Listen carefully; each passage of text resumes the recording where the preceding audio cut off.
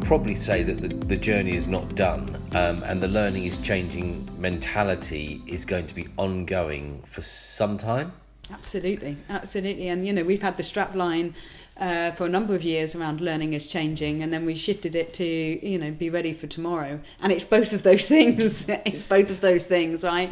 It's the agility to be ready for tomorrow. It's the transformation that we continuously have to go through, and at times that transformation can be painful, right? You've got to make some hard and brave decisions. And we have certainly had to make some hard and brave decisions over the last 18 months to ensure that we are a business that's going to thrive. And that's taken a lot of thought around reskilling, redeploying, talent acquisition. What do we need in this new kind of future where we need so many more skills to be able to deliver what learning really means to an organisation? You mentioned there, Lynsey, agility and transformation. Could you tell us a little bit about that in both your own experience and what you see happening in terms of that agile leadership? Because we are walking a fine line between giving direction while also demonstrating flexibility.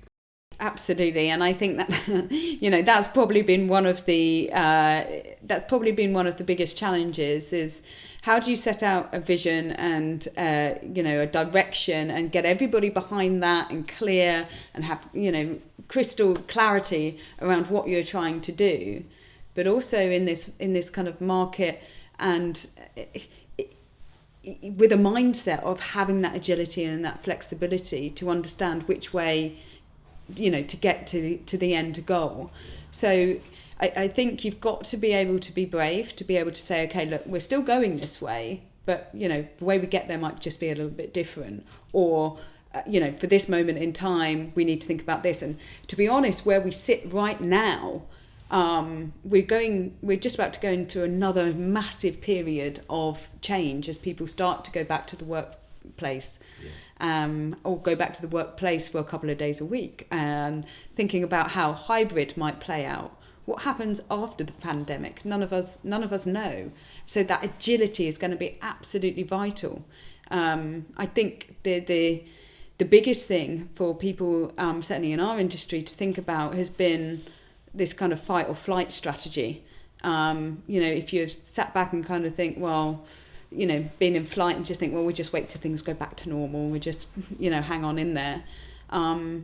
There is no back. It's an evolution. And where we've been is really about fighting for, what does learning mean in the future, making sure that we evolve as a business and we change and we make those brave and hard decisions.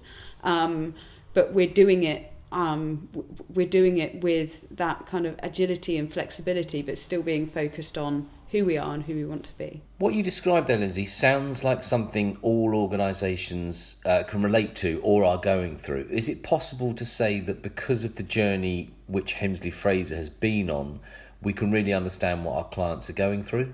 I don't think there's, certainly in our industry, I don't think there's any learning and development team or HR team that hasn't been through a tough 18 months. We've all had to be agile, to rethink, to be flexible, to reschedule, all of those kind of core skills.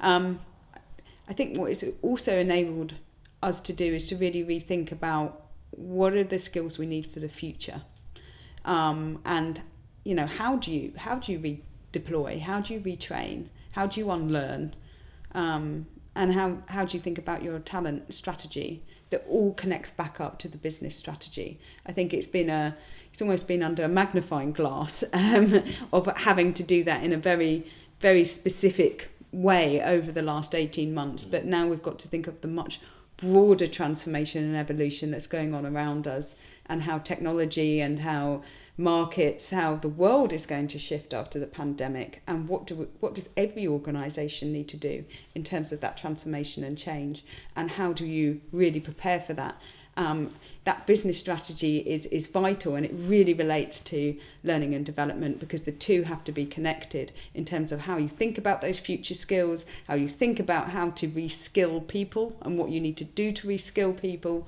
and how do you start to redeploy people, how do you move people around, how do you take someone who might have been a receptionist and turn them into a project manager. What's the mechanism for doing that, and how do you make sure that there's a fair and transparent process for enabling talent to move around the organisation in that way? Those examples that you gave, Lynsey, those are things that have happened within Hemsley Fraser. So is it fair to say we have lived and breathed that whole experience? We had people who were working at our face-to-face learning venues move into producer roles, move into project management roles. We've had people in IT move into project management roles. We've had a real kind of time of redeployment and reskilling. We've had people that have been in resourcing move over to virtual production. It's been fantastic in a way to see, because it is that agility and flexibility to move talent around, and I think it's been something that's really engaged and given a lot of purpose for people to move into something that they've maybe wanted to do for a long time, but seeing those kind of talent pathways within the organisation without thinking about going outside. I mean, we've had to balance that with bringing in talent as well, because we are growing. As I said, we're growing in some of the areas at a ridiculous pace, so we have had to think about bringing in talent from